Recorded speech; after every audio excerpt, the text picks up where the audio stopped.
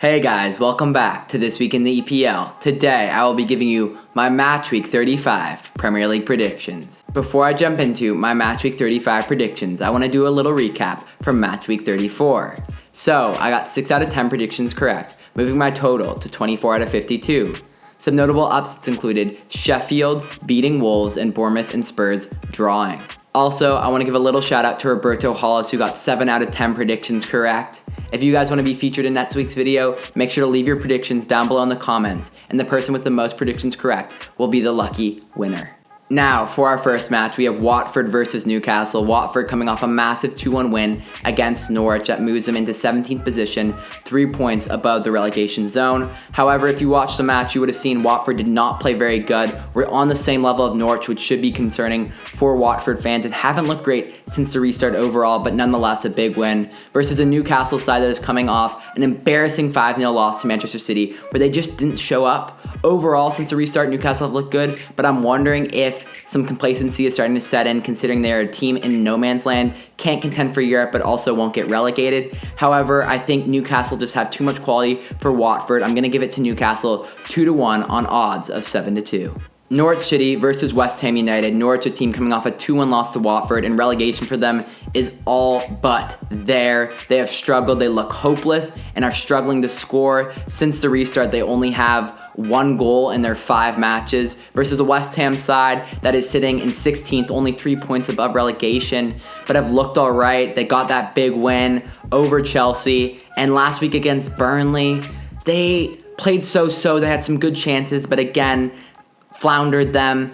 I think, however, that West Ham will come out and they know how important this match is. David Moyes knows they need to win this to stay up. I have it going to West Ham 1-0 on odds of 19-20. For me, this is a really interesting match. We have Liverpool versus Burnley. Liverpool, a team coming off a 3-1 win this past weekend. However, they were not convincing in that win against Brighton.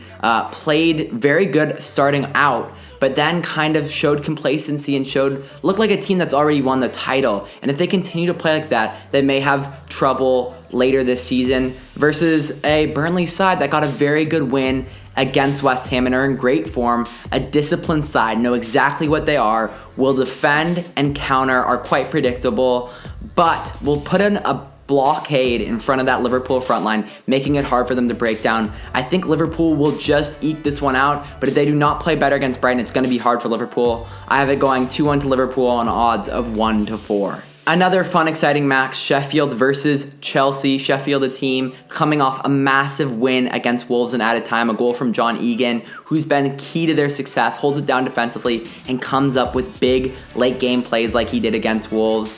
They've looked like they've been in great form after a rocky start, after the restart. Versus the Chelsea side that got a 3-2 win against Crystal Palace.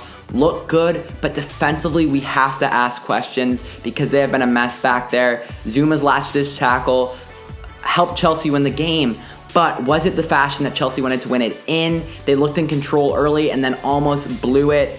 I'm going to say this is going to end a 2-2 draw on odds of 14-5. Brighton versus Manchester City. Brighton coming off a loss to Liverpool where they looked all right, but do they have the quality to compete with City? I do not believe so. Some really good players, however, for Brighton to watch out for. Tariq Lamptey, what a good young right back, and then also Trossard as well, another talented player.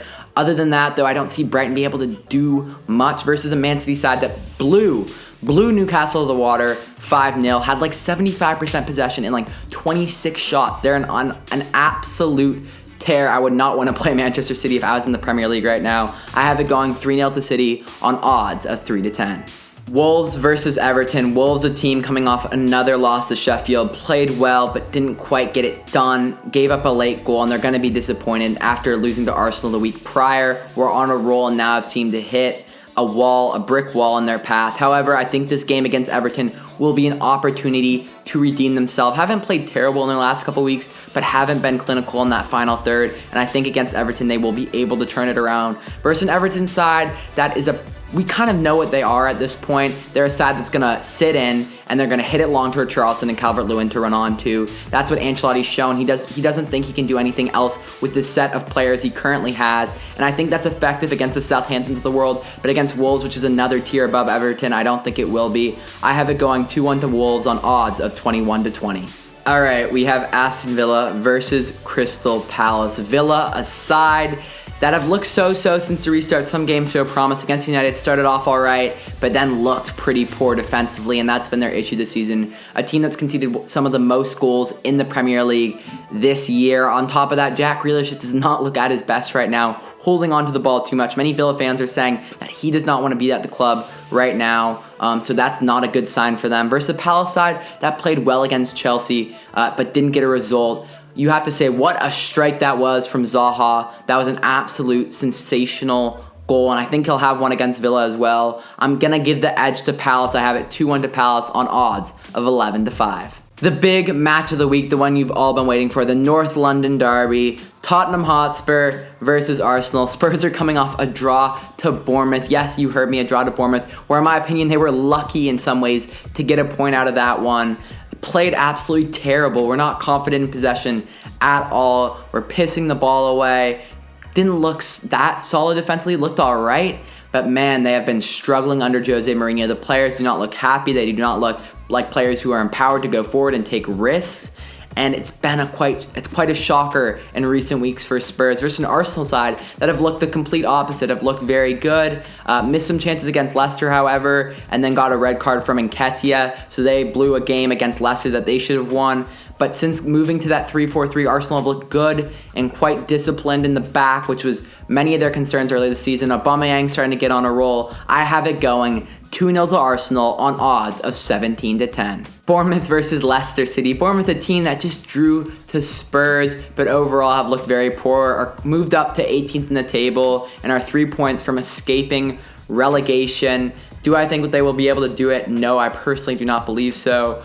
Eddie Howe just looks very frustrated with that Bournemouth side. They were able to grab a point against Spurs, which is huge, but they should have probably gotten all 3 points, and they just don't have that kind of ability up top right now. Like Callum Wilson is kind of left by himself without Ryan Fraser there to help at all, and it's going to be hard for Bournemouth. Versus the Leicester side, a bit lucky to get a point from Arsenal, but if Jamie Vardy's returning to form, looking better, I think that'll be enough for Leicester to grab a 2-0 win on odds of 4-6. Our final match of the week, folks, we have Manchester United versus Southampton. This is going to be a tricky game for United. United have looked fantastic, but have been playing the likes of Bournemouth and Villa, clubs at the bottom of the table. Southampton, they're mid-table, and have looked really good. Danny Ings is fantastic, and are a team that will grind out results. So United cannot be complacent in this one. Paul Pogba, Bruno Fernandes have been absolutely class. Greenwood had an absolute smash on his right foot.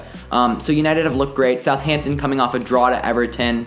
So they played all right in that match, but I think they could have done better and maybe won it. I think they're personally better than Everton. But I had this one edging 2-1 to United. I think it's going to be a very close match, but United will do just enough to get a win. I'm going to say a goal from Rashford, a goal from Greenwood on odds of 3-10. Anyways, those were my Match Week 35 predictions. Leave yours down below in the comments to be featured in next week's video.